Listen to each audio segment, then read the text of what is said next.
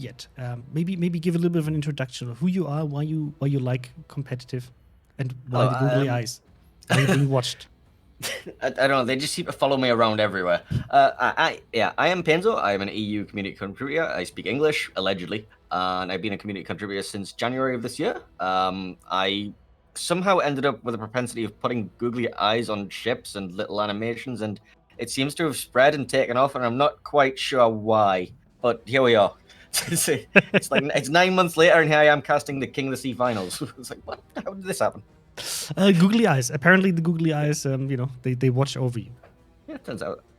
Perfect. Then, for those who don't know what King of the Sea is about, let's talk a little bit about the format. In general, King of the Sea is kind of like the pinnacle of competitive that we have.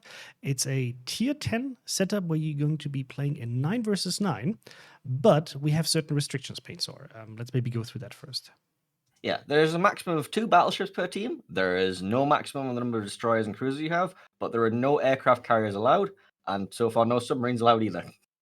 Exactly. This, if you for example watched yesterday and you had some questions around like, what are the limitations? What's happening? Can teams, for example, bring several of the same ships? That is absolutely possible. Yesterday we saw, for example, teams bring like 4 Klebers, and this is within the rules. The teams, it's up to the team to decide what kind of lineup they want to bring, as long as it's within the ships that we just mentioned. You might also see that certain ships are going to be banned, as we are displaying right here next to us. There is a global ban for the tournament, which is actually the Petropavlovsk. How was this ship banned? The King of the Sea server, the Discord server, actually voted on this to have like a global. No, Mr. Conway, am I wrong? Voice from the off. It was part of registration. So when a team registers, they could nominate a ship to ban. Okay, perfect. So, and that was the officially banned ship for this season. It might get unlocked for the next one, depending on what the teams are going to choose. But also each team for the entire series of, for example, the semifinals, they get to pick one ship they can ban. So they could, for example, say, hey, I don't want to see the Des Moines, or I don't want to see, for example, the Yamato. Each team gets that, but they cannot change it throughout one series. They can only then pick another ship when they get to the next stage of the tournament.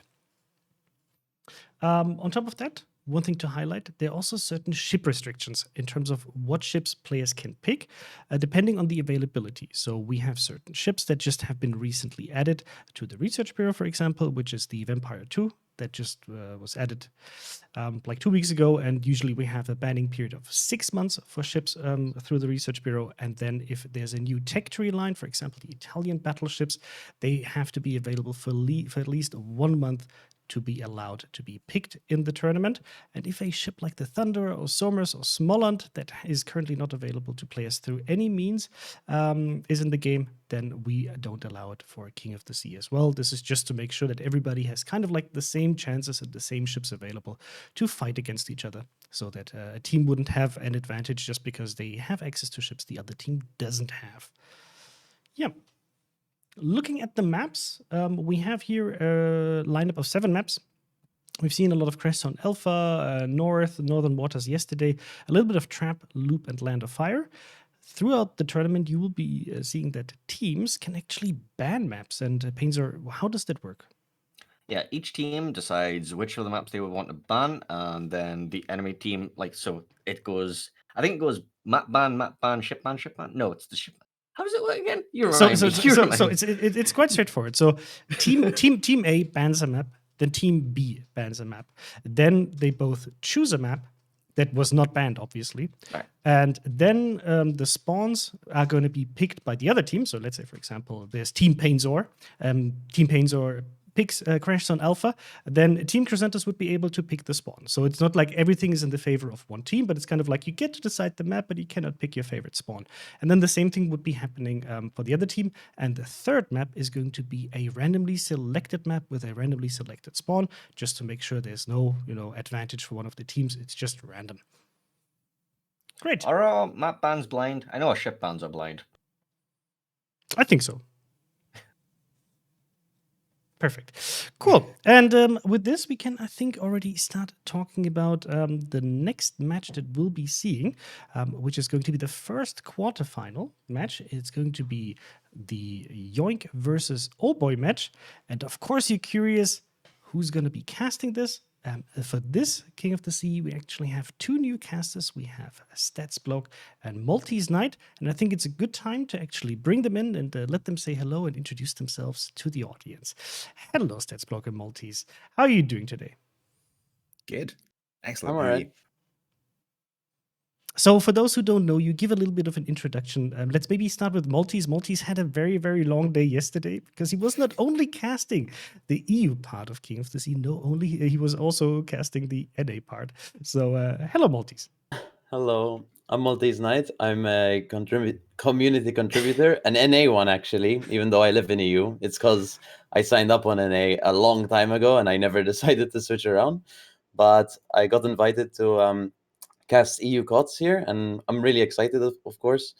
And well, yeah, I just play randoms all the time, and I'm an ex-comp player. Well, not ex-comp player. I still play comp like clan battles, but I played COTS previously and Verizon, so I kind of understand how it works, After winning the Verizon Cup, he's just like, I've reached the top. I'll just now talk about things. And Statsblock, introduce yourself, please, as well. Hi, I'm Stats. I'm an EU CC, and I do actually live in EU, arguably. Do we? Is that technically Yeah, it's correct by kind of now? debatable at the moment. Yeah, well, geographically at least. And so I've never competed in COTS, but I do belong to a clan who yesterday actually went out in the last 8, which was really cool. So I do have that knowledge to tap into, at least. And I'm in the periphery of them training, so I know what goes into a COTS team being successful. But fortunately, Maltese has had some significant competitive experience, and so I'll be essentially representing the normal player of the game during this commentary, and then Maltese is representing more of the experienced player who knows what they're doing. Perfect. Thank you very much. With this, we'll actually send you back into the void, and then we'll hand over for the actual commentary for the game. Thank you so much, guys. We'll then get to you in like a few minutes, depending on when the teams are ready. Oh, yeah, Painzor. YOINK, actually being a team that already won against BanCV and advanced here, even though it's their first King of the Sea, which comes as a bit of a surprise. Playing against the team OHBOY, they have a bit of competitive. I mean, I say a bit. They've already played in several King of the Seas. They haven't been around from the very beginning, but both teams here, I wouldn't say like the teams you would have expected to make it here compared to, for example, BanCV at this stage. And we see the ship bans they brought, and I'm very happy to see this because I was always surprised to not see the Des Moines ban so far. And we actually now have the ship bans. YOINK banned the Des Moines, and OHBOY banned the Alexander Nevsky. What do you think?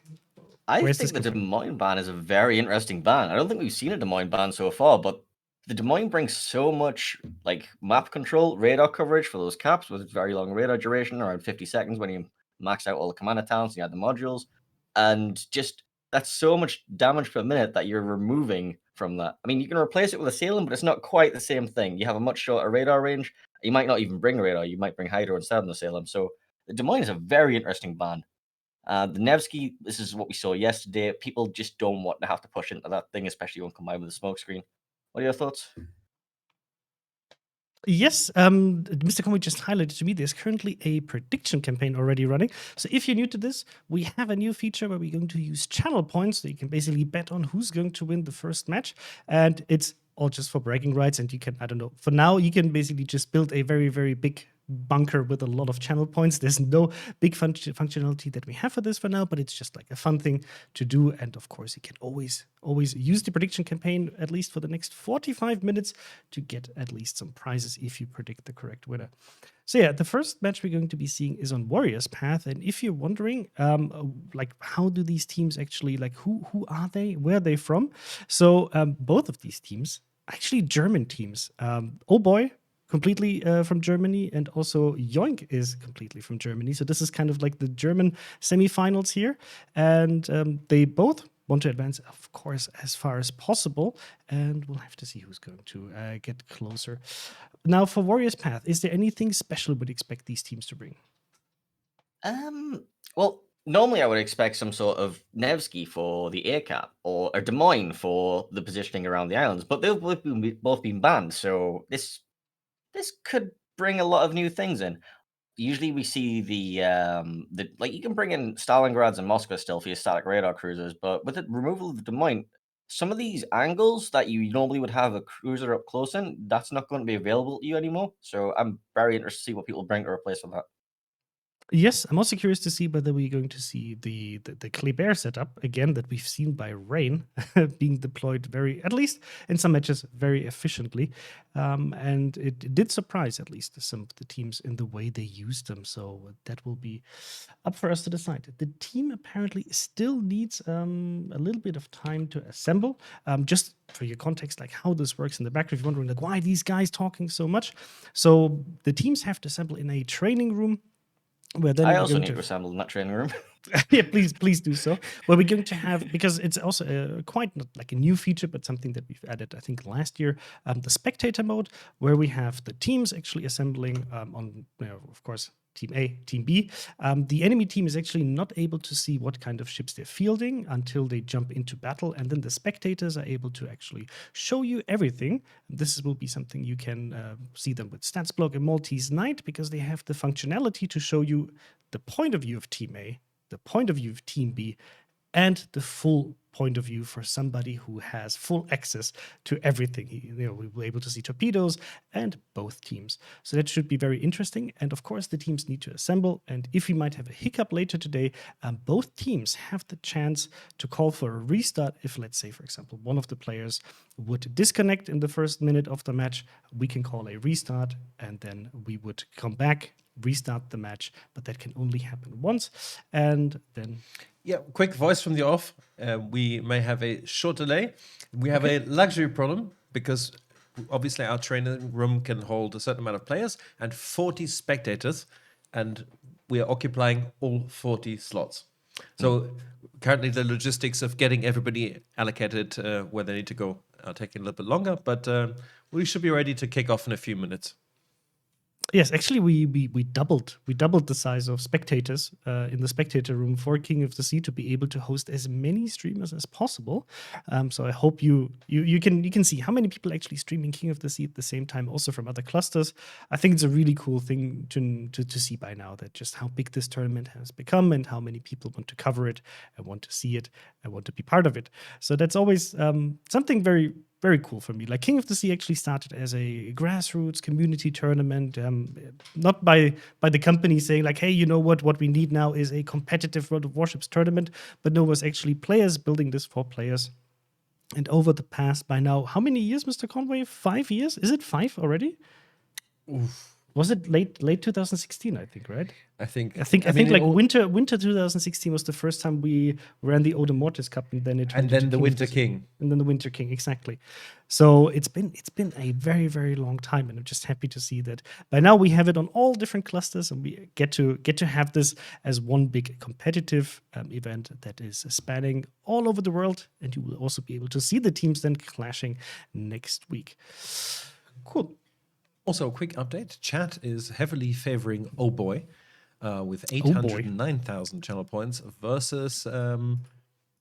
YOINK is leading with 809,000 versus OHBOY with 378,000. So roughly 2-1 odds that chat is giving for YOINK to win this.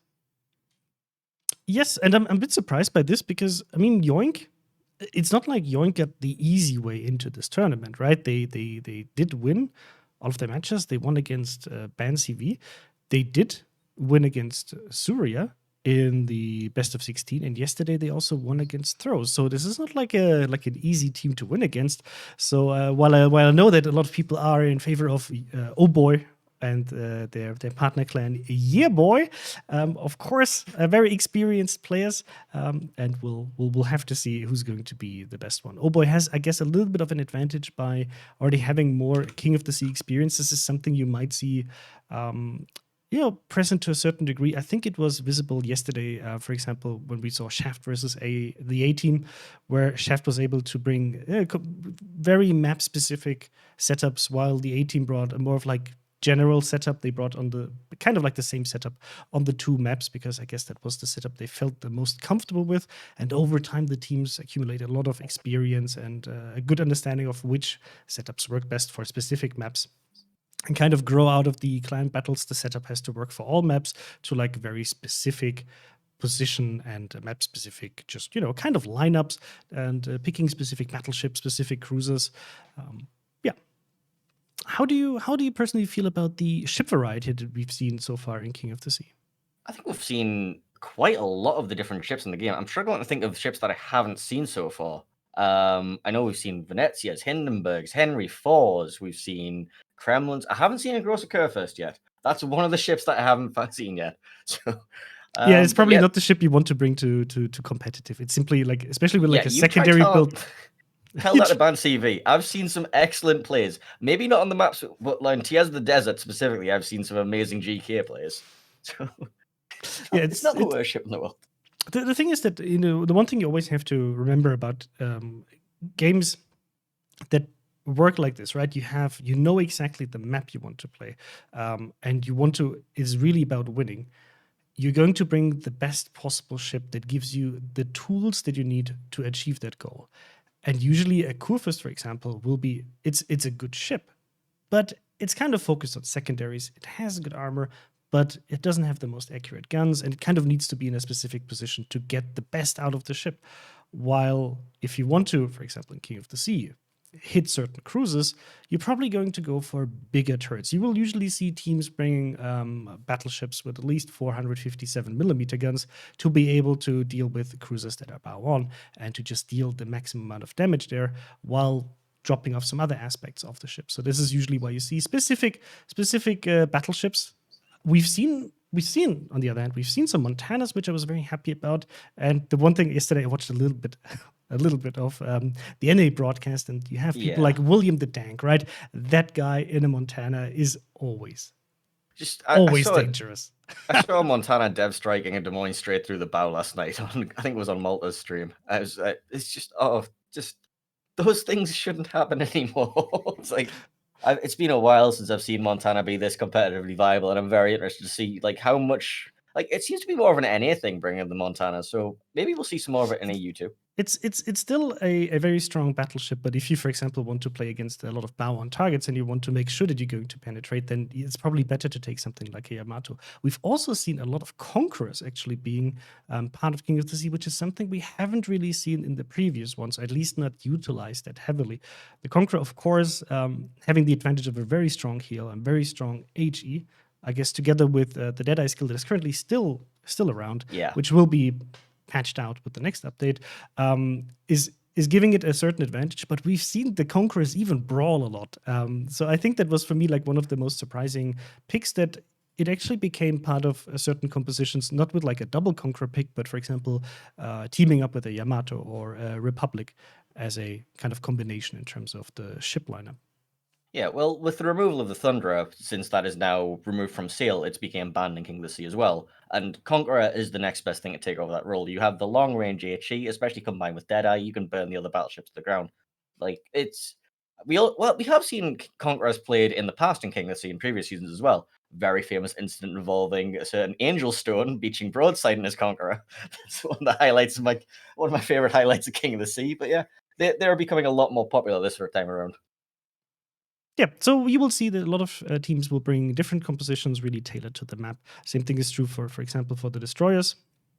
We have a very limited amount of destroyers that are able to field the radar, and we've seen some Yu-Yangs, but They've very always been sparsely. smoke. The Yu-Yangs have been legendary module and a smoke screen, but they've usually been backed up by a radar cruiser in the form of either a Minotaur or a Alexander Nevsky. Not going to be seeing any Nevskys today. Well, not in this series anyway, since it's banned. Or Des Moines, actually. We've seen that as the replacement for the Nevsky in some of these smoke screens. So I'd be interested to see if we do see any smoke play, what kind of ships we're going to be putting in there. Because your options are now limited to Minotaur or a Stalingrad and Moskva for your radar control. And I don't really think you want to bring. You could probably get away with a Salem, but that's a very short range radar. So I'm very interested to see what they put in smoke screens, if anything.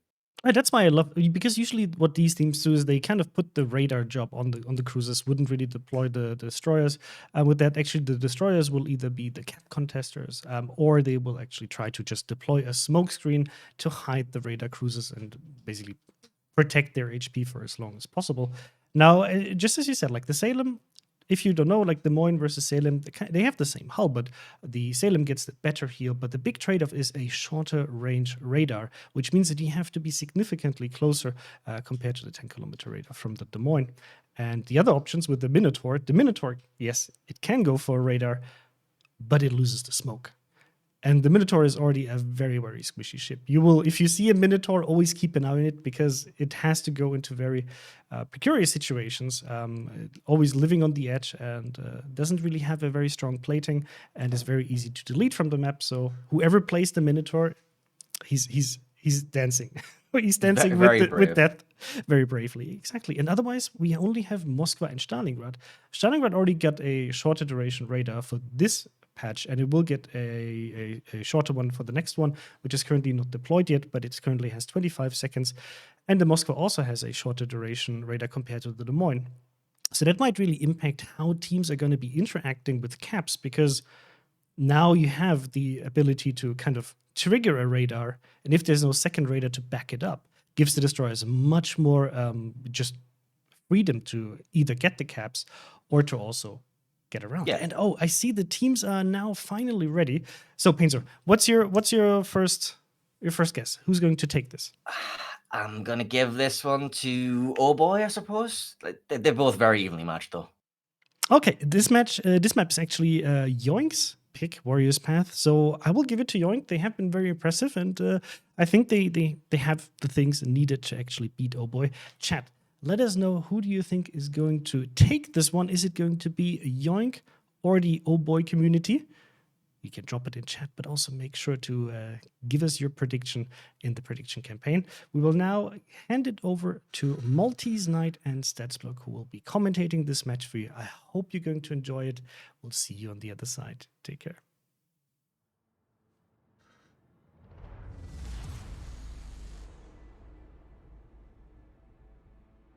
Hello and welcome to this first best of 3 semi-final, YOINK versus OHBOY. We've got YOINK here in the green team, and they have a Conqueror, a Yamato, Venezia, Moskva, Stalingrad, Double Daring, Marceau, and Shimakaze. So 4 destroyers for YOINK, and Maltese has the OHBOY picks over on the red side.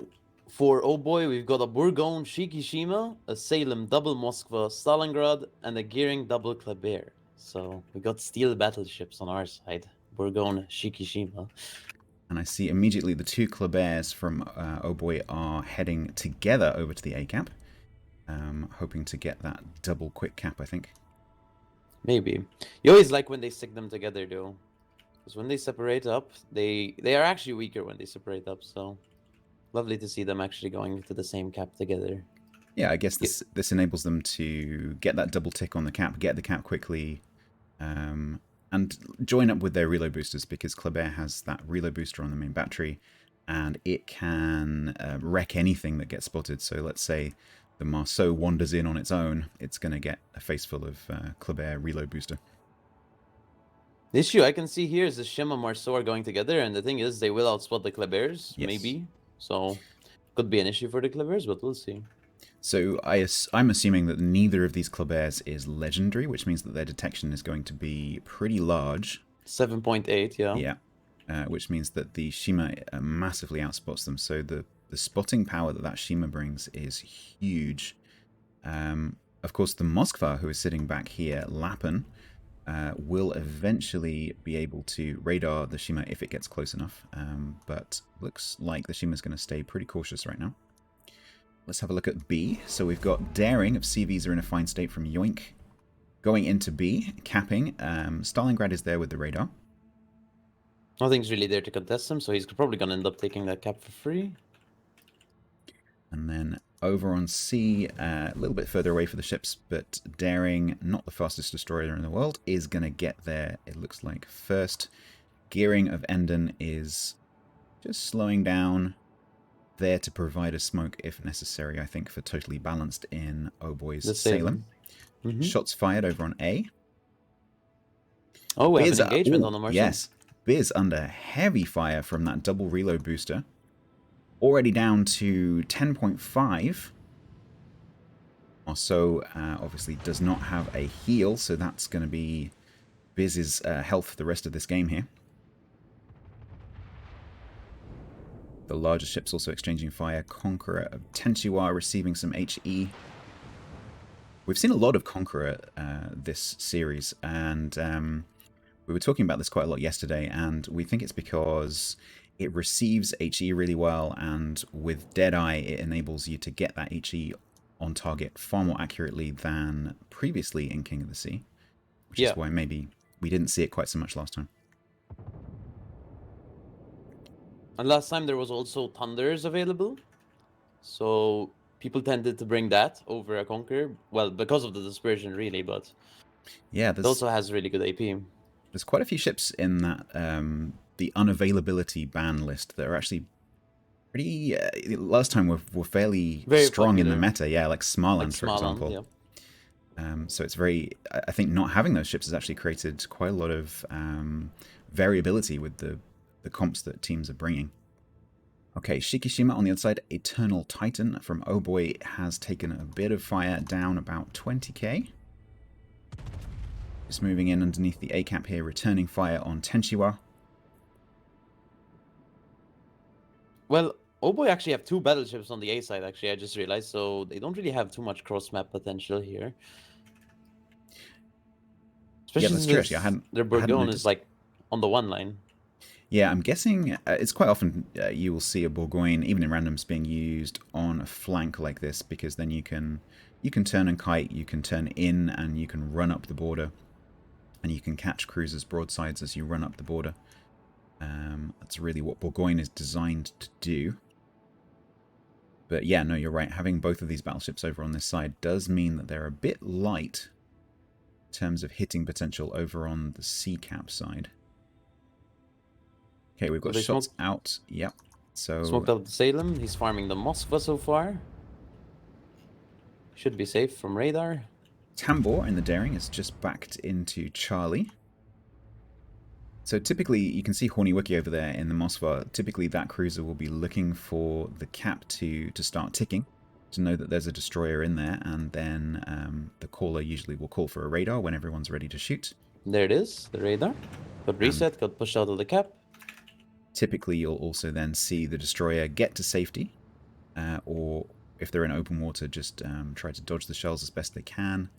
And then you'll probably see Tambor now, once the radar is down, just reverse back into the cap and cap it while the radar is on cooldown. We've got Venezia of Tobert up here on the 10 line.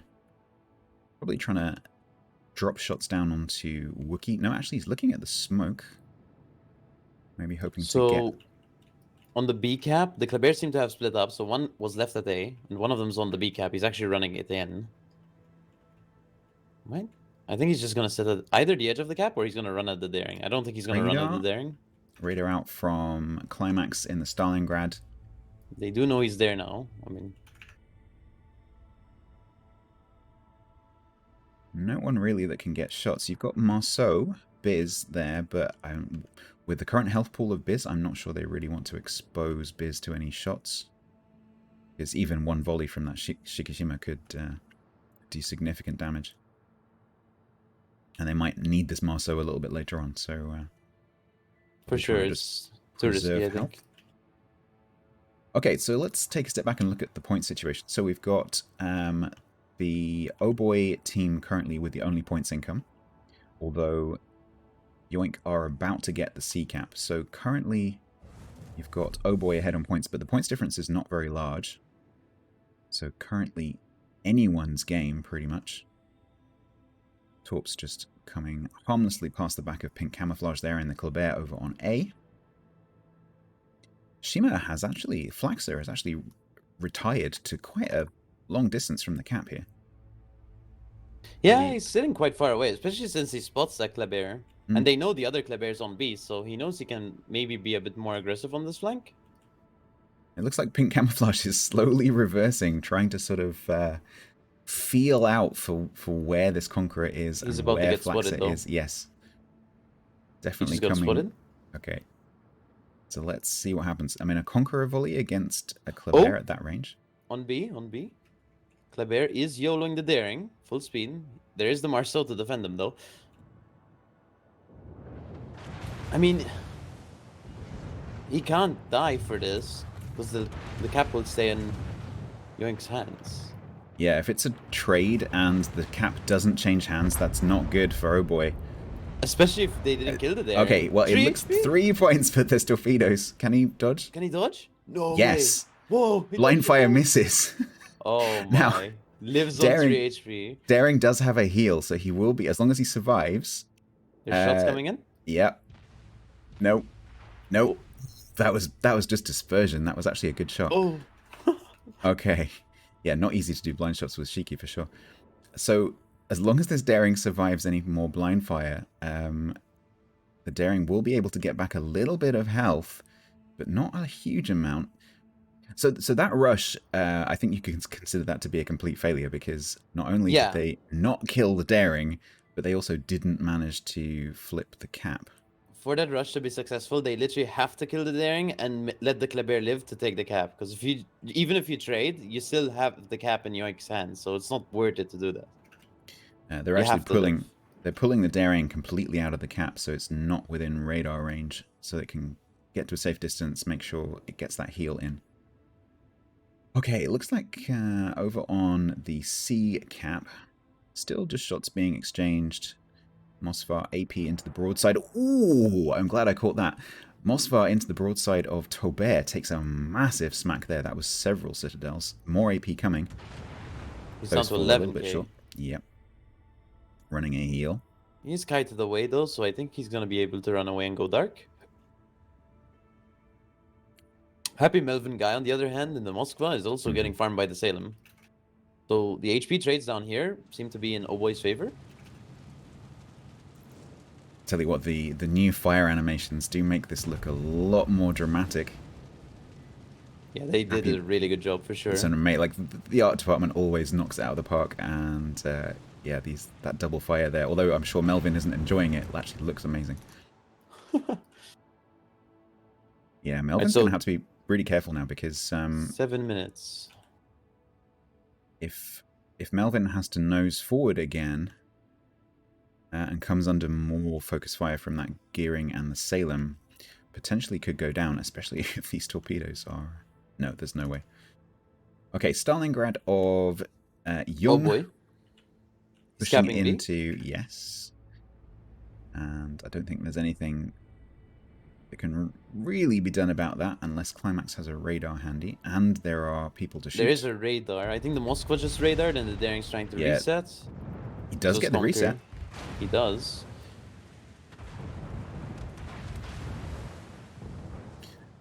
I think Young will choose to just stay there, because when that radar goes down, he will still be sitting there in the cap, and will be able to just cap out. Stalingrad, pretty tanky, 57,000 left. He can easily just sit there and tank. Those torpedoes that are coming are nowhere near. Yeah, I know. The Daring is back at it. I think he's blind firing right now. But he did get the blind reset. Does get another little reset. One shell, by the way, is not enough to do a complete reset. So you'll notice that the cap tick, if you look at the diamond on the cap, is not going to be completely reset by one shell hit. But there you go. The Daring actually managing to find the mark now. Also, I believe if you hit right next to the target with HE, you also get the reset. Absolutely. So you don't actually have to hit the target. Splash damage will definitely do that. Okay, yeah, they're just going to keep him reset. The problem he's got now is that even if the radar is down, the Marceau is there to spot. Yeah. And also the Daring can just hold the right mouse button down and just keep aiming at the same spot. So Stalingrad is probably going to have to back off. Maybe it could have been better to contest from the other side of the island. Oh, I don't know what happened, but Tenshi's health just disappeared. I'm assuming that was Sheikah. Yeah, it felt like Sheikah, yeah. Interestingly, Tenshi hasn't run the heal yet. Not yet, actually. So, does he have it? There is AP coming from the Stalingrad. Oh, he's down to 6k. Wait. 4? You might get a heal back Tenshi might actually go down. I'm trying to keep my camera on Young as well. Yeah, Tenshi goes down in the background there. Kleber is rushing Shima. He does dodge the torpedoes. He's running at the Shima. Okay, but the Marceau's going to come back to support him. Shima cannot outrun a Kleber. No way. But Biz is there. But Biz is on really low health. He is. I think Camouflage is still spotted actually making this run. He needs to get into that smoke for a bit. Yeah, so Wonder if he has a reload booster available too. Camouflage is probably going to, because Shima is just going to keep running. Camouflage is probably going to have to deal with the Marceau first. Yeah. Then deal with. Oh no, okay. Okay, Biz is now definitely spotted, so. He's gonna go for Biz, I think, right? No, he wants the Shimmer. Shimmer can go dark though. Yeah. I would, Yeah, yeah, okay, he switches to Biz. Biz. That's what I was expecting. Now, the thing is, the Shima's guns are not to be underestimated. That Japanese HE will hit you really hard. They're pretty good, but Flux, I think he's not gonna make use of them here. No, Flax is going to try and escape and go dark, I think. Tambor does go down on the 10 line. So that's going to open up that that C cap for the gearing potentially to get it in. You've just got the you've got the Moskva and the Stalingrad Raider actually potentially. I mean, I think the gearing can contest it. He just has to dodge like 2 Venezia salvos at most. Maybe just angle to them. He'll be fine. I think Pink Camouflage, I think, has decided to be a little bit cautious with this engagement. He may be waiting for his reload booster to come back. That's possible. Could be the reason. Also, the Burgoyne is coming up to support. The OHBOY Stalingrad's probably going to make a step into B again. He's trying to get the YOINK Stalingrad out. Down to 15k. 50k, 14, but he 13. Him down to 5k too. Both teams neck and neck on the points. 850 to 830. Yamato shot out on Stalingrad. Can he arc this island? He can. Yes. So B will stay in Yoink's hands. Yoink's with the points advantage right now, but gearing is capping C. YOINK Stalingrad goes down. So they did trade. Salem's going to make a step into C here, and he's going to be in a safe spot where nothing can really shoot him except for the Moskva, but he does outtrade the Moskva, so he's okay about that. OHBOY are actually going to end up taking C here, probably. Kleber is running at the Marceau. I'm pretty sure when the gearing and the Salem are finished capping C, I'm pretty sure that the points is... Yep, it's going to switch. So 155 on the points clock for OHBOY. Sorry, I keep saying YOINK because... there's one YOINK player. There's one YOINK player on the OHBOY team. Okay, Melvin exchanging with Salem. Salem should end up winning that trade. Thing is... Oh, there's Ghost Flaxer. The thing is... OHBOY have a 200k HP advantage right now. 200k HP, so... Yeah. No, if you look at the top there, you can see 95k to 288k. That's the current total health pools of each team. So massive advantage here for OHBOY. Melvin's there's going another to go down. For the Bourgogne. Yep, that's now 75k left on the Yoink's HP pool. Massive map domination here. They've got 3/4 of the map, OHBOY. Yep, and that's the match. Okay, so OHBOY go 1-0 up against YOINK. This is a best of 3. So we'll be coming back for a second game to see whether we're going to go 1-1, whether OHBOY are going to go through to the finals. I'll pass back now to Prague for a little bit of analysis. That was a great start into this day of King of the Sea, and OHBOY actually took the first point on YOINK's map pick. Let's discuss it with Painzor and Private Penguin. Welcome back, guys. So, hi, Pingu. What did you think about the strategies both teams deployed, especially YOINK's strategy? YOINK started with 4 DDs. There was 1 DD more than the team of OHBOY had. I think this could have worked out if there was not one situation in the beginning, right in the beginning, forced by OHBOY. There were 2 Klebers pushing into the cap really, really fast. A mini wolf pack if you want to. And they catch the Marceau that should have been there to protect the Shimakaze of YOINK. And they catch the Marceau and they they halved the HP of the ship already in the beginning, so it was really, really hard for them. Also, I think he didn't even fight back because he knew if he would have shot, he would have been spotted and he would have been dead right there. That gave OHBOY the opportunity to hold the A flank a little bit better, and yeah, I think there are a lot of interesting points in the match, especially in the Bravo cap. What did you Yeah. think about that situation, Painzo? Well, okay, so we have a daring parked up in the middle island here. He's just sitting there. He's like, "Oh, this is my island. I'm just gonna chill here. I've got some buddies. Back up." All of a sudden, wait, was it the green clever or the red clever? As well, the red a clever. red clever. Red clever. So we'll just use this one here. Actually, no, it came from there and then came back, didn't it? And then it came up here, and then he rushed up and round, and somehow he didn't have torpedoes loaded or something, but there was another green DD here shooting him as he came around the corner. He didn't have torpedoes ready or something, and he ended up leaving the daring on 3 health. And this 3 health daring then proceeded to, like this clever is dead. This daring then smoked up his friendly Stalingrad when he was being crossfired from over here and farmed down, which meant this siege that they're trying to start is going to take so much longer to try and break down. Just simply, and then he also healed up another 6,000 health. Chris. Yes, for me, this was I think they were for the 3 caps really had their own story, right? But I think the biggest problem was I didn't really see the shimmer work. Because initially, when they had this engagement, as Pingo already said, with the double Kleber versus the Marceau lost most of its fighting capability because he couldn't take on the Kleber one by one. So OHBOY really struggled to actually make the Klebers pay for that first initial push, and they also didn't get the cap. Right, so that's if you bring more DDs, you want to get the cap control, and you want to make the enemy pay for getting these caps back, which didn't really happen here. And that also meant that they kind of gave OHBOY free reign over the A cap. They couldn't really come back from this. And the Marceau was trying to relocate to B, then coming back to A, and couldn't really help with any of the caps.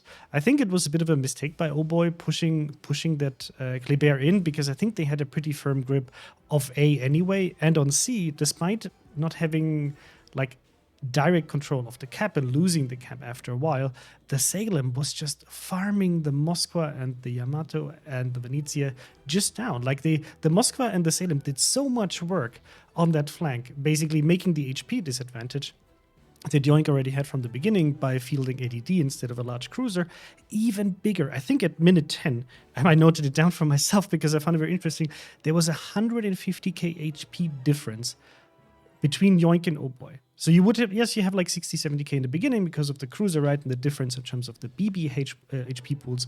But it just tells you how well OHBOY was deploying and using the DPM they had available compared to YOINK. And I think that was the biggest problem of YOINK.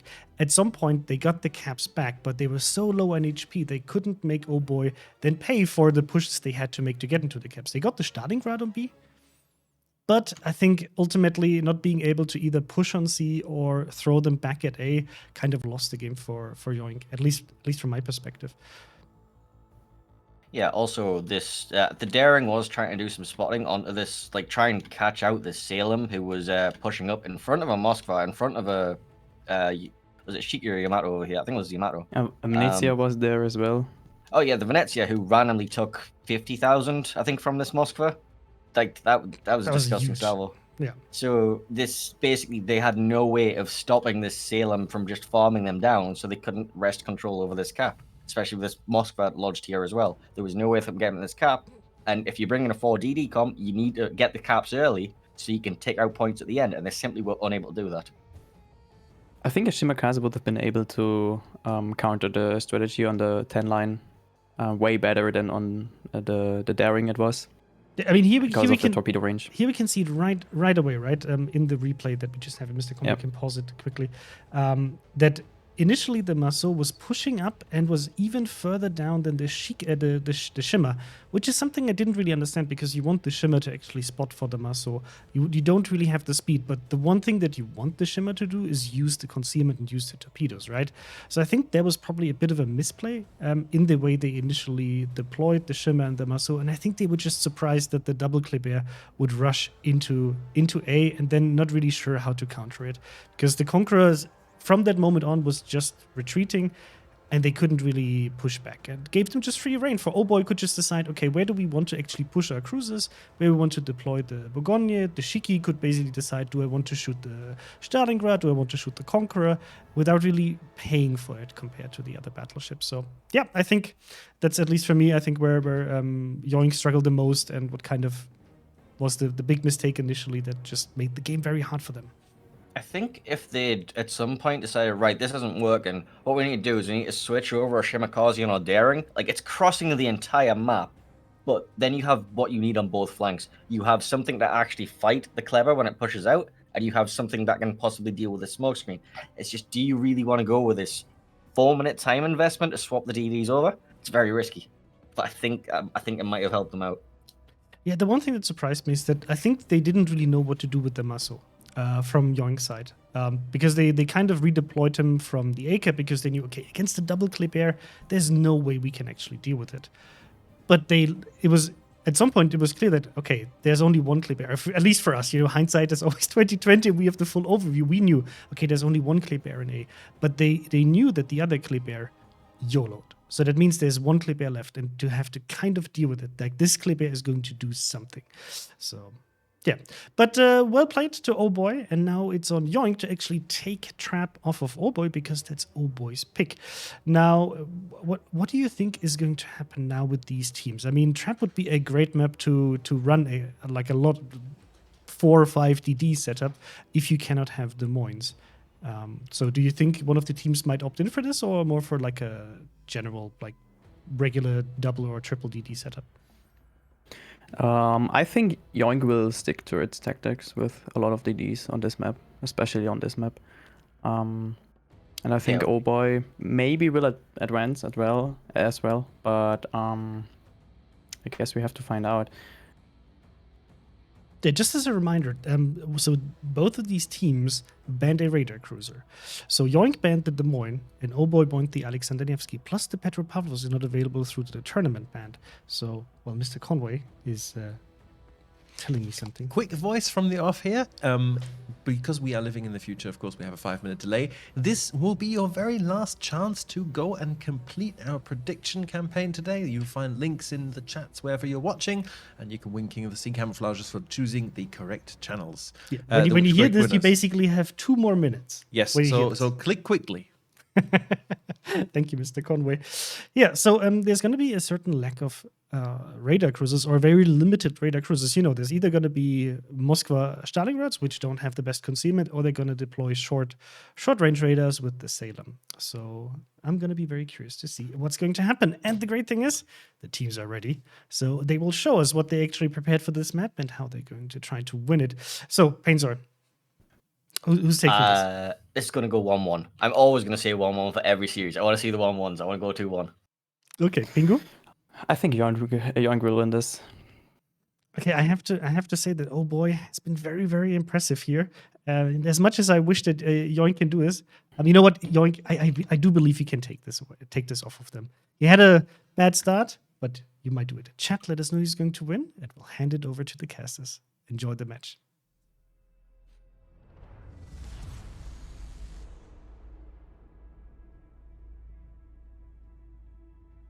Hello and welcome back to this best of 3 where OHBOY are 1-up against YOINK. YOINK in green here. A couple of ship changes. So we've got Conqueror, Yamato, Salem, Venezia, Moskva, Daring, Kleber, Maso, and Shimakaze for the green team, YOINK, and down the other end, OHBOY. What have we got? For OHBOY, we've got Bourgogne, Slava, Salem, Hindenburg, Venezia, Stalingrad, Gearing, Kleber, Marceau. Now, the Hindenburg, we don't really see it too much, but here you go, it's here. So let's see what they kind of do with it. What were the ship bans against that? The sit bans for this series, the whole best of 3, were Des Moines and Nevsky. So Goliath is allowed. Goliath is allowed, yes. So normally teams tend to bring Goliath instead of Hindenburg because it's so much tankier than the Hindenburg. And it can offer better, I think, HE, honestly, than the Hindenburg. So Yeah, I'm quite interested to see what they're going to do with it. I guess, I mean, there are differences with the torpedoes, but I mean, both Hindenburg and Goliath both have torpedoes because, you know, one of the things that a Hindenburg or a Goliath might end up doing up on this sea cap is obviously going around the islands up here on the 10 line. That's true. And potentially rushing, say, what would normally be a Des Moines probably, but a cruiser sitting up here that does not have torpedoes. So it could be some reason to do with that. It could be personal preference of the player. This player just happens to be really good in a Hindenburg, so we'll Possibly. see. Okay, Slava is an interesting choice. I don't think we've seen a Slava yet. There's a Slava? Oh, wait. There is. There is a Slava. Yes. I even read it. I just passed straight through it. I didn't even notice. And Slava, that's quite interesting, but well, I'm not sure about that pick. Slava AP out on Conqueror. Okay, proves itself a little bit with that, you know, initial little chunk on Conqueror. I mean, it's like 2 pens. I mean, it's not like too crazy. We'll watch that with interest because that's a very interesting pick. We haven't seen one yet. Okay, so teams don't tend to bring Slava just because of its low caliber gun count. Yeah. So it's actually 406 and only 9 gun.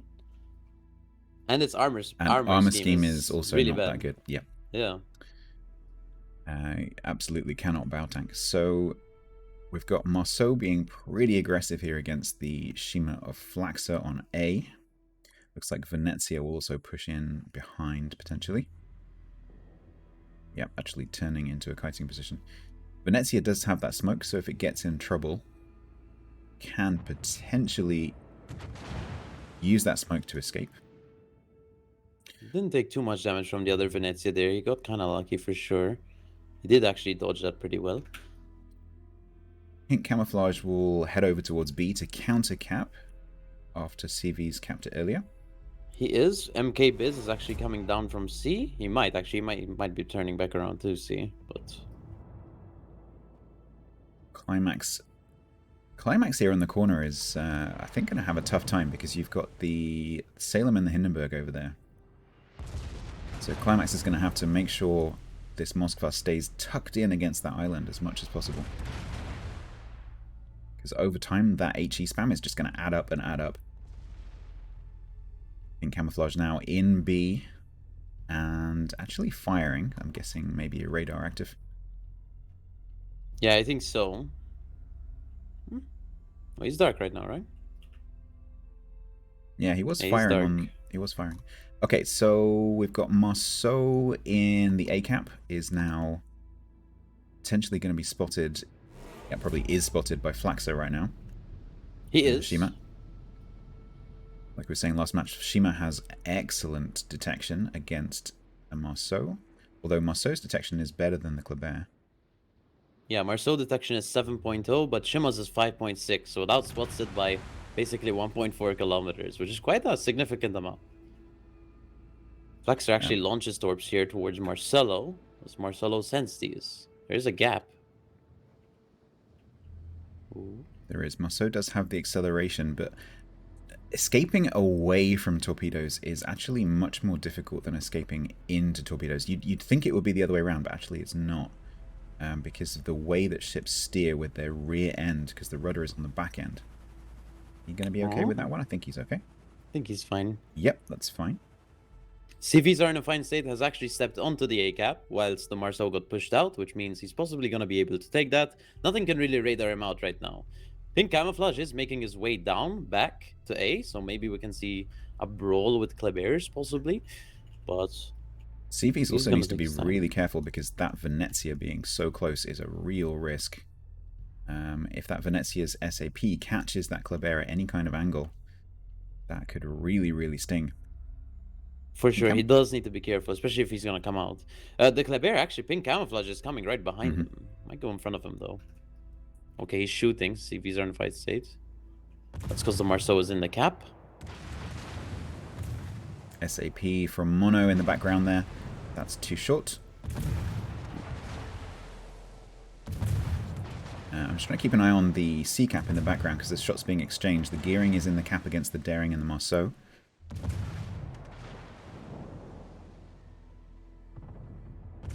Okay, Camouflage is going to go up to the back of that island and stop. Marcello Pello still firing on Flaxer, now on CVs. So far, pretty even trade. Both the Kleber and the Marceau down to 16k each. Oh, Pink Camouflage needs to be careful. There's a lot of torps going his way. Okay, he's fine from the first 2 sets, but what about the 3rd set? Nah, he's fine. He's gonna reverse. He is fine, I think. Yes. Which means he knows there's no more Shima torps he needs to be scared of. So he might come out and fight the Shima. He does need to be careful about the Venezia sab that's coming his way. One thing that these destroyer players need to be able to do is count, essentially. So, you know, you need to know, okay, if I'm against a Shimakaze, it has 3 sets of 5, and, you know, you count them as they go past. You pretty much need to know what each destroyer at tier 10 has, just in case you come up against it. Flags Shima are was coming on under triple fire, by the way. Triple fire. Triple fire, that's quite unusual. Finishes Plus on DCP. 2-8. Again, Shima does not have a heal either, so that's going to be Flax's health for the rest of this game.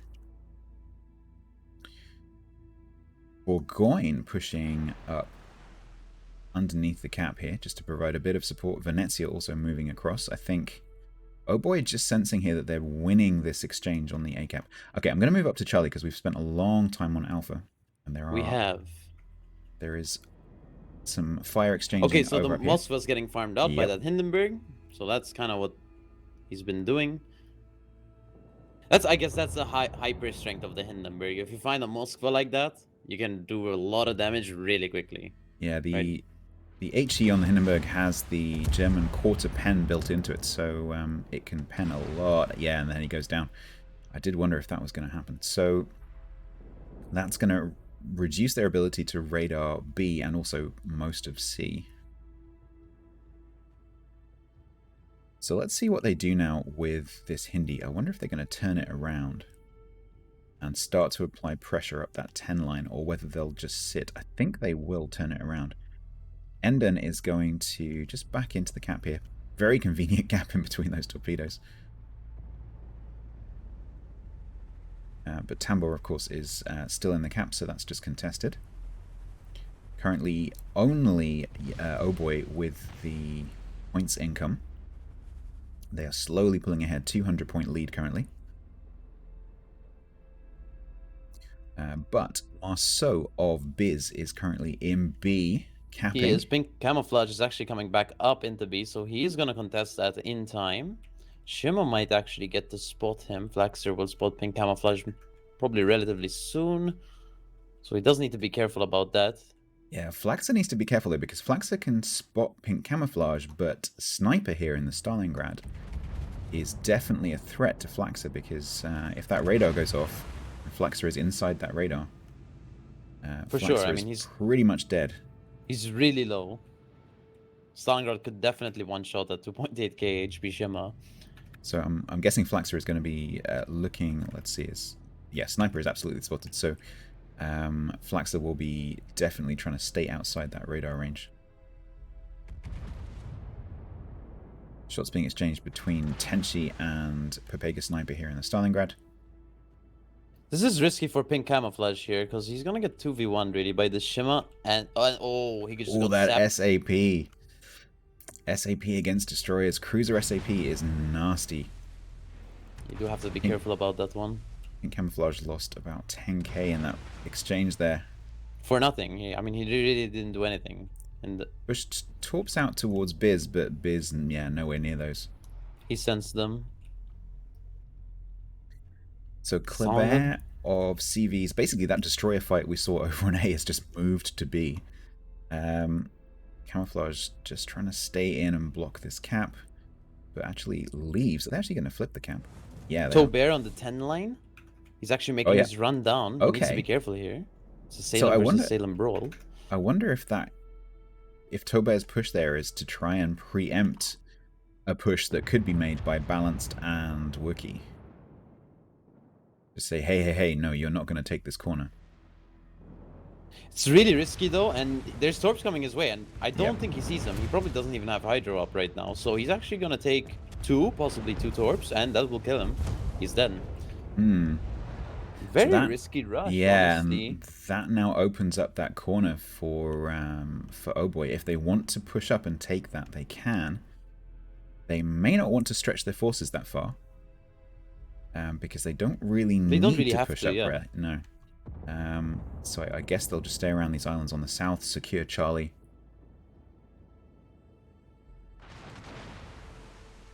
Okay, let's have a look at the health pools. So 202k for YOINK versus 324k for OHBOY. So OHBOY once again with the health advantage on this game.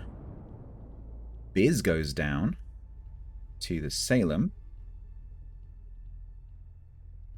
So OHBOY once again just clawing ahead with both the points and the health pool and the ships. Starting to get their claws in here. I think, YOINK, do you potentially have something they can do over on A? It's 3v3. They need Clabert is to. slightly 'cause- healthier than Marceau.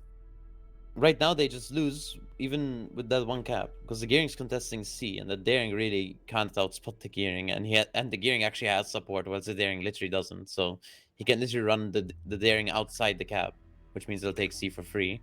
B is actually getting capped by the Stalingrad Slava. and Slava, yeah. One sentence I never thought I would say during King of the Sea. Yeah, B is being capped by a Slava. A Slava. Yeah, okay. So He's there actually are getting to reverse torpedoes. out. Yeah, Yeah, he he's has not to actually. reverse. To be fair, he's not actually in the cap. So Titan is reversing. There are torpedoes coming. There's at least one that looks like it might be on target there for the nose. Yeah, It is a Shima torp, so that is gonna sting. it does, Okay. but the nose does tend to saturate quicker Saturate, than the yep. actual You could, middle part. you could actually see before that torpedo hit that the nose was already reasonably well saturated. Second one actually goes straight past. Okay. There is a third set coming. I mean, OHBOY are now taking tray caps. Like they hold the entire game. They have an HP advantage by around 120k, and they have a ship advantage by 2 ships. So, I mean, YOINK's gonna have to do a lot of work to win this game, like a lot of work. And they don't really have any ships to do it because their Moskva Salem, their DPM, kind of died, and all they have are really destroyers, and Shima's on low HP, and Kleber's on low HP, and the Conqueror's on low HP. So Yeah, I've it's been gonna kind be of. really difficult. I've been trying to come watch back the Slava. at this. It's the Slava that's been taking shots at the Conqueror mostly, and I've not seen any. I've seen like a few chunks here and there, but only little pens, not certainly no citadels. I'm just really curious as to why the Slava choice, to be honest. Stalingrad radar, the Shima, and the Slava's right in front of him at 8 kilometers. This should be a kill shot. He does see him, 7-second delay. Does he have his guns loaded though? Secondaries are firing. So simultaneously, CVs are in fine state. Trades with Marcello. He does. Slava does shoot the Shima, kills the Shima. And I mean, there's a minute left before the game ends. And they are capping B now. Yeah. So there is one cap that YOINK can do pretty much nothing about now, and that is going to keep ticking regardless of what happens with the rest of the map. So that 900 points is going to very rapidly march towards 1,000. Yamato AP going out towards, I think, Bourgogne. 20k that chunk, was not bad. 20k. Thing is, both their battleships are low. The Tenchi War and the Conqueror and Toshka are both kind of low. So, I mean, 50 seconds, there's really nothing they can do. I mean, they can throw the Venezia and B, but it'll make it like, it's still 50 seconds. So, they actually have to get a kill here. What's the lowest HP target for OHBOY? The Salem, who's at 22,000, really. So, I mean, it's probably not going to die unless Yamato gets a good salvo here. And there's only 20 seconds left now in the game. So, And they would have to, obviously that's only going to give a temporary fix. They're going to have to keep doing it because, you know, even if they get a kill, that only gives them a little bit of breathing room. definitely. That A cap ticking. But he And actually C ends up captain. living. So there's only 1 tick left. So So it King looks wins. like straight sets, basically, for OHBOY winning 2-0 against YOINK, who've had a really, really good tournament. I've really enjoyed watching YOINK go through this, cause a little bit of an upset with Bound CV, but ultimately going out very honorably against OHBOY 2-0. So it will be OHBOY who go through to the finals later, and YOINK who will go through to the runner-up match later today. So with that, back to Chris. Wow, congratulations to OHBOY for taking this off YOINK. And let's get in Painzor and Pingu to talk about this match and how OHBOY actually managed to convert this in a very convincing fashion. Welcome back, guys. Hi. So Painzor, what do you think? What made the difference here? Right. So this once again comes down to the 4DD comp and simply not taking enough map control early with it and just being allowed to be muscled out. So if we take a look at the tactics scene, basically what we saw over at the A cap was, we had the Kleber. Was it the Kleber or was the red team's DD here? It was the Shimakaze for the green team, and then there was a Marceau. Marceau, yes. Yeah, Marceau for the red team. And they were both supported by Venezias. The problem was the green Venezia was so far back compared to the pushing of the red Venezia that it just simply wasn't giving anywhere near enough support with Shimakaze. So it was way up back there. Yeah, it's just completely, report team no support kind of random battles players positioning. It's so obviously they want to play defensive and they want to play that flank kiting, but you need to try and not be muscled out when you're running such a DD heavy composition. If you're running the 4DDs, you need the map control, so you need to have your Venezia closer up to support you. Penguin? Yeah, I think you have to take the advantage that you have, the concealment of the Shimakaze. And if you try to outspot the Marceau, which what you can, of course, and you have a Kleber, because after the early mid cap, the Kleber went back to this island there. You have to take this advantage, and you have to get a little bit closer with both of the ships, I think. So you can really take down the enemy DDs, or at least cripple them to I don't know, a third of their HP. But nothing of that happened because they were simply too far away, the both ships there. And that was a misplay, I think, in my opinion, on this side. On the other side, there happened so much in this match. Chrysanthos, I've heard you in the background. Yeah, mumbling. Because it's always funny for me because I'm trying to within the games I'm listening to stats block and multis, and then afterwards we switch back here. For me, it was really interesting to see what happened on B, because I think both teams made big misplays on that cap. Of course, it's a very tricky cap because you do have a lot of different angles that lead to the different positions. But usually you try to have one DD here, and I think it was this muscle moving over here, and then the Kleber playing around in that cap. And initially, that Kleber pushed up here to spot the Marceau without having any fire support to actually dislodge that Marceau over there, which was something that was really surprising for me, because if you make that move, you either go in for the kill or you go in for the spot. And the Kleber is not going to outspot the Marceau in this scenario, right?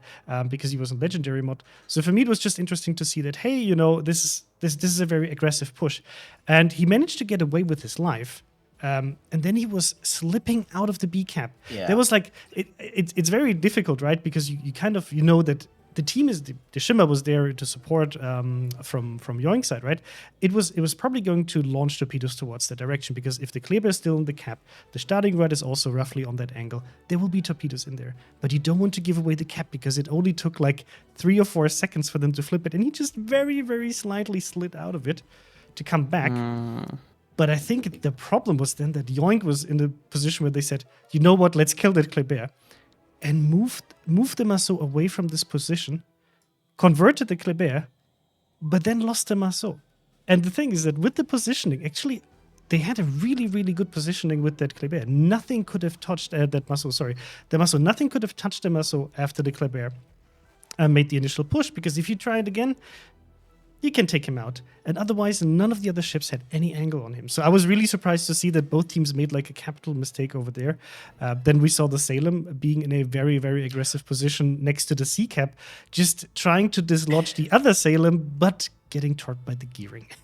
Yeah. So I think YOINK was unfortunately in a position where they kind of had to make plays because they gave away the map control, and once more with the HP disadvantage, they just couldn't even that out well enough. I think like even with OHBOY bringing, like, for me personally, weird ships with, for example, the Slava, which it's not a bad ship, right? As we can see here with Mr. Conway. Thank you for showing the replay. The Slava is a good ship to kind of like play on long range and, punish things, but with so many islands around here, you won't really, in my personal opinion, probably get into a position where the Slava is going to be great. And if you would have a Kremlin, it would have been even stronger, for example, pushing close up to B and pushing in there. So it was interesting for me to see that ship, but somehow YOINK couldn't really translate that pick, for example, into an advantage for their team. Look where the Venezia of the enemy team of OHBOY is on the south in A. I mean, she's literally next behind the Marceau to support it, and the other Venezia is just on F1, on E1. It's just, I don't know. I mean, the thing is that also for the viewers, always keep in mind, right? We're talking about very high level gameplay, and these small mistakes can turn into like a big disadvantage. Like, all of these players are top players, really good at what they're doing. But every single slight mistake is going to be punished in King of the Sea, as you can see here. So it's not like, these are bad players or anything, but we get to have the advantage of just seeing everything, and we can sit there and talk about, oh, look what we they made. We can point the fingers. Yeah, exactly. We can point the fingers, but it's just very interesting to see how these different compositions work against each other. But usually if you have a lot of DDs, you want to turn that into cap control. What I wanted to highlight here as well is we ran the prediction campaign, right? And in general, it seemed that OHBOY was significantly more popular in a choice. So teams did have a lot of, or at least players had a lot of faith in OHBOY taking this. And since we're done with the prediction campaign for the entire day, I can give you the current estimations who people think is going to take King of the Sea home today for EU. So Rain is actually leading with 43%. That is the top pick currently on the server. And then it's very evened out with YOINK with 28, OHBOY with 22, and Shaft is actually the underdog with 7% right now. So this is going to be... How about Extreme? Where are they? Extreme, they're so strong. Like, it's such an obvious pick that it has the one Mr. Conway vote that rules them all. No, so apparently Rain significantly more in the favor of the players compared to Shaft. And this is the next match we're going to be casting here, Rain versus Shaft. So let's take a look at both of these teams. And I actually pulled up already which ships they banned and what maps they're playing. So Loop was the pick of Rain. If you can go back to the map, sorry, Conway. North was picked by Shaft, and then again, Warrior's Path is the random pick as the third map. Now, the maps that were banned was actually Land of Fire, banned by Rain, which is surprising because I thought they're actually pretty good on that map with their map control. And Trap, the map that we just saw, was banned by Shaft. Now, in terms of ship bans, this is very interesting. Very interesting to see because Rain didn't ban the Alexander Nevsky as they did yesterday, I think in both of the matches they banned the Alexander Nevsky. Now they decided to ban the Venezia, and Shaft actually banned the Kleber. So for me, it's very interesting to see that Rain is banning the Venezia instead of the Alexander Nevsky. That seemed to be the most detrimental ship to the setup they were running, the composition. Do you expect them to actually shift away and go for something different here against Shaft? Is that like an indication? Judging by the Venezia ban, I'd say that what I've seen is Venezia's punishing Nevsky smokescreens quite heavily. I'm thinking that they might be wanting to try and run some Nevsky strat now that the Kleber's banned. So, like Venezia just you can't angle to it. And if you fight something lightly armored, such as the Nevsky, you're just going to take chunk out of it after chunk out of it, and you're not really that afraid of pushing into it. It does have its HE farming and all that kind of stuff, but you will gain map control pushing into a Nevsky with a Venezia, simply because you have your own smoke screen. I think you out bloom spot him. Don't quote me on that though.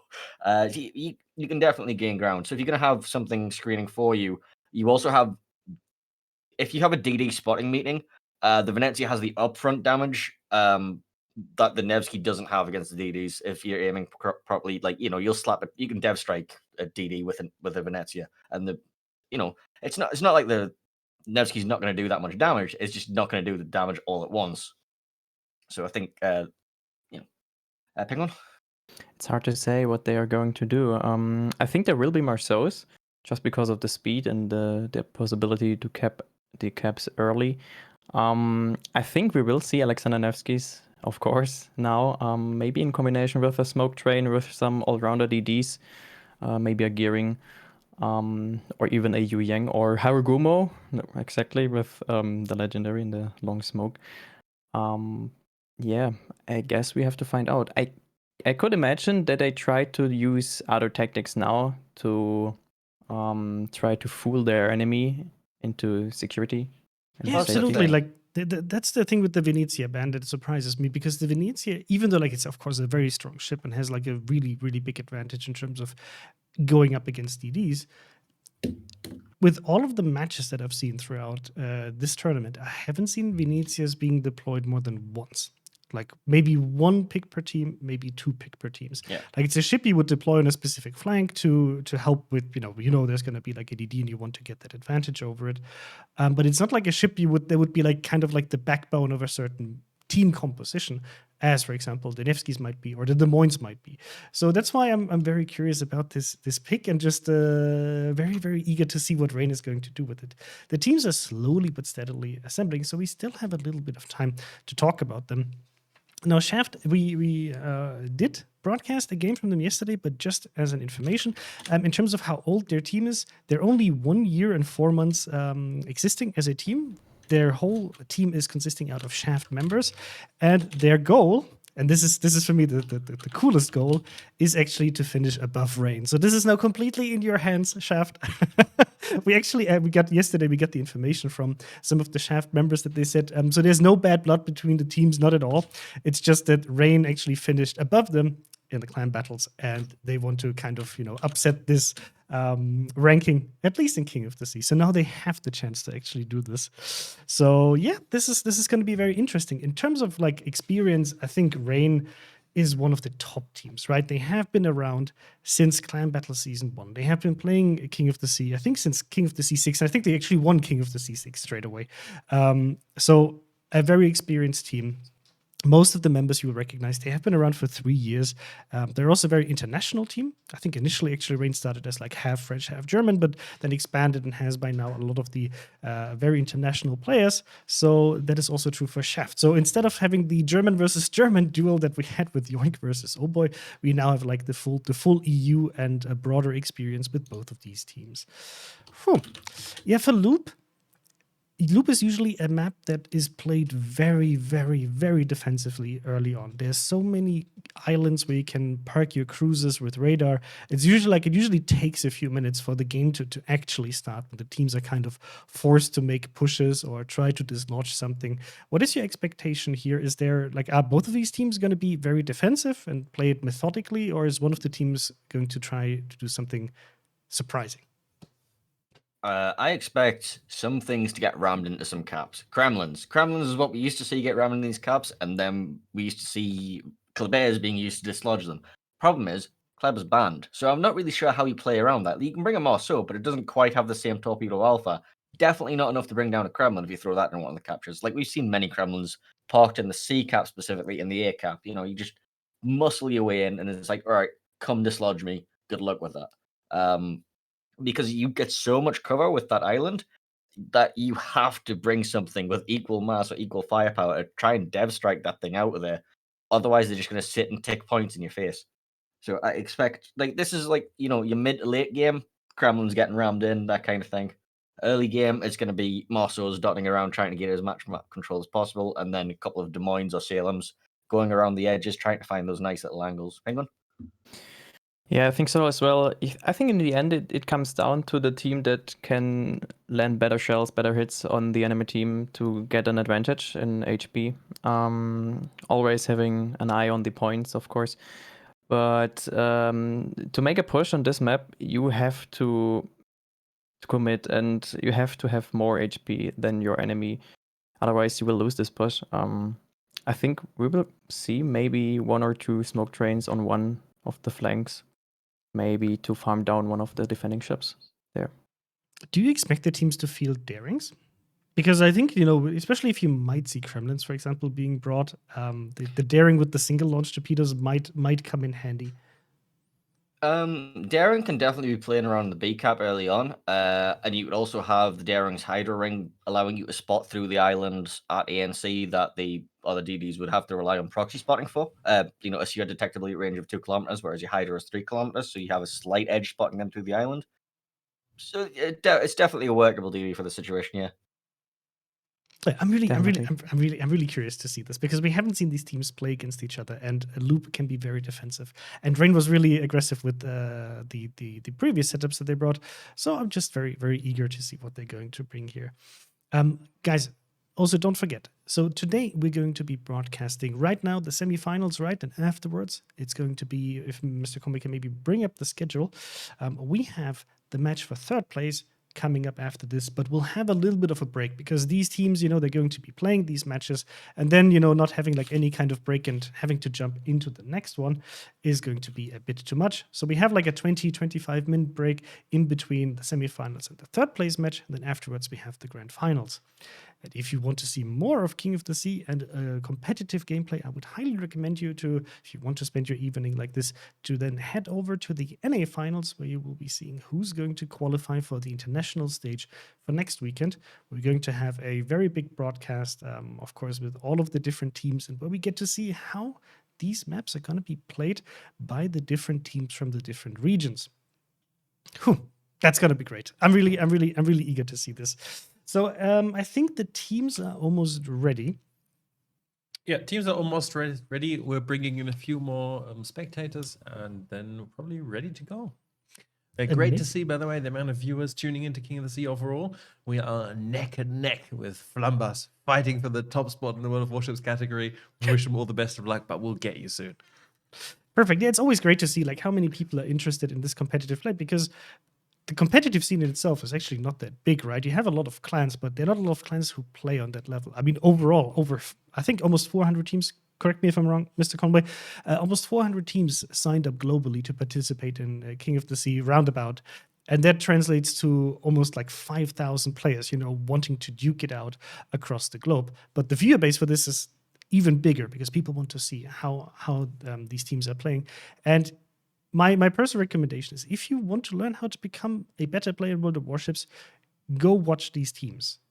See and ask why they're doing certain moves. It's, even as a very good player, you will always be able to learn something about the positioning, why these teams have certain spots, why they pick certain ships, and feel free to just ask and chat. There will be a lot of these competitive players actually watching the streams, interacting with it, cheering for their teams. And if you have a question, I'm sure they will be happy to answer it. And from my side also, please don't be a dick to these players, because I've seen it sometimes, like, oh, I remember you from this, you made this mistake in one of the games. Please don't be that guy. These guys have a lot of pressure on them. They're playing for their team. They definitely want to win, and if they make a mistake, you can be damn sure that they want to just disappear in that moment, because they know, like, that was me, that was my mistake. I challenge you to find me a player who hasn't made that kind of mistake in their games. If we went through all of your replays recently, I'm pretty sure we'd find you making mistakes too. So. Easy. That's why I always say it's like, it's easy to judge, but don't be that guy. Don't be that guy. These guys are all playing for your entertainment, so that's always great. Yeah. Okay. Do we have anything else to talk about? Let me just quickly check if you wanted to make any additional remarks.